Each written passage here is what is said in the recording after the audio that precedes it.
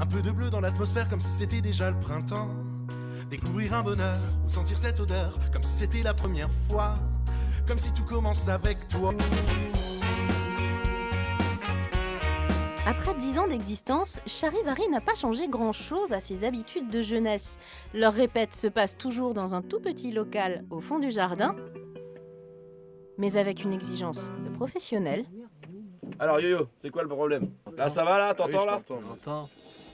Oui, ça va. Et c'est peut-être ça la raison de leur succès.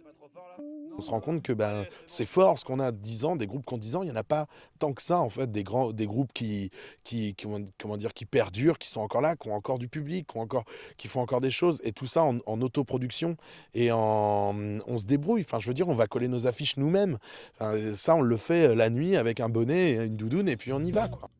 Les 3 membres fondateurs du groupe, ce sont d'abord des copains de lycée. Leur rêve, brûler les planches, haranguer le public, bref, faire de la scène.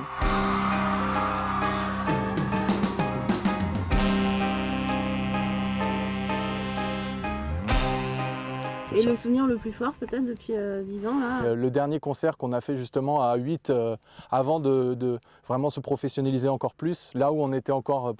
Enfin, on rigolait, on s'en foutait un petit peu un peu de la musique, on s'en foutait un peu trop même. Depuis, les choses ont bien changé. Après 2 albums studio, ils sortent un album live à l'occasion de leur concert des 10 ans. Charivari, c'est un groupe de live. Et depuis que ça existe, on nous a toujours demandé, mais depuis la première année, quand est-ce que vous faites un album live et tout ça? Et à chaque fois, on disait non, mais attendez, on attend que ce soit vraiment bien, qu'on soit bien prêt pour le faire.